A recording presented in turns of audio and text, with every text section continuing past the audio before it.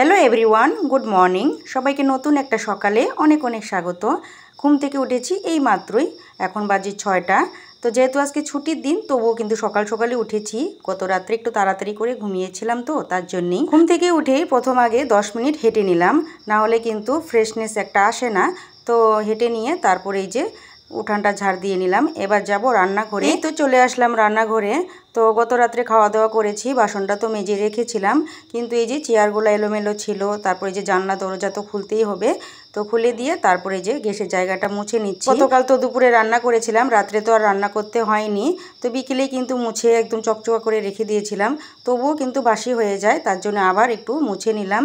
আর ঘরটা ঝাড় দেওয়া এখনও বাকি আছে, ঘরটা ঝাড় দিয়ে তারপর মুছে নিয়ে স্নান করতে যাব।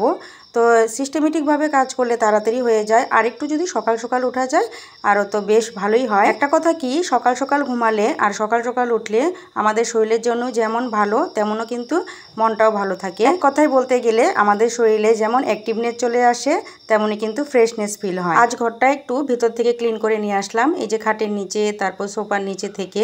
ছেলে আবার অনেক কিছু খেয়ে থাকে, চিপস, তারপর চকলেট, এগুলা তো প্যাকেটগুলো তো ভেতরেই ফেলে, তো প্রায়ই পরিষ্কার করি। শুধু যে আজ করলাম তা নয়, তারপর আর কি স্নান ধ্যান করে ছেলেকে ব্রেকফাস্ট করিয়ে বরমশাইকে খাইয়ে দাইয়ে এই তো আসলাম বেডরুমে।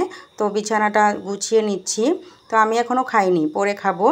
তো গুছিয়ে নিয়ে তারপর আমার জন্য দেখি কি করি, সেটা আমার মন পছন্দে বানিয়ে তারপর আমি খাবো। এই যে স্নান ধ্যান করে পুজো পালি করতেই কিন্তু মোটামুটি 10:30 বেজে গেছে। তো ভাবলাম ডালটা ভিজিয়ে রাখি, তারপর আমার জন্য কোনো নাস্তা বানিয়ে নেব।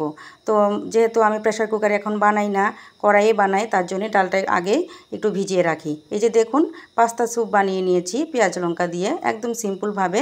তো এটাই খাবো। আর বরমশাই নিয়ে এসেছে পেঁয়াজ, তারপরে যে স্কোয়াশ, পটল, আলু, এগুলা নিয়ে এসেছে। তারপর নিয়ে এসেছে শুকনা মাছ, তারপর ডাল, এগুলা নিয়ে এসেছে আর কি। আর নিয়ে এসেছে গুঁড়া মাছ।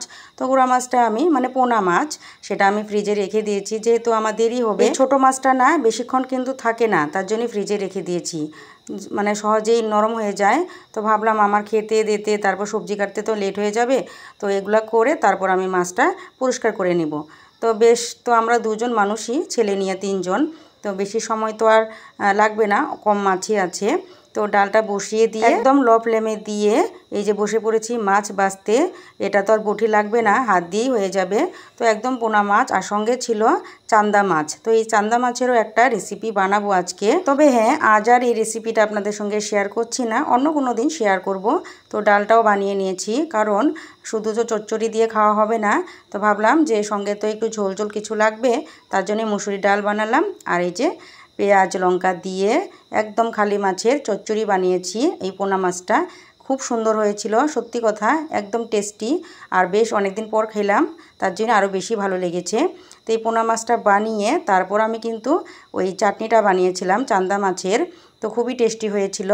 তো যাই হোক, সব কিছু কিন্তু আমার রান্না একদম কমপ্লিট। রান্না করতেই যে বাসন কয়টা বের হয়েছিল সেটা কোলেবারে রেখে আসলাম, মেজে নিব। আর এদিকে দেখুন কি কি রান্না করেছি সেটা একটু আপনাদের সঙ্গে শেয়ার করছি। বলেছিলাম না গুঁড়া শুটকি, তো গুঁড়া শুটকিটা আমি ভাজা করেছি, তারপর চান্দা মাছের চাটনি করেছি, তারপর এই যে পোনা মাছের চচ্চড়ি করেছি, আর মুসুরির ডাল।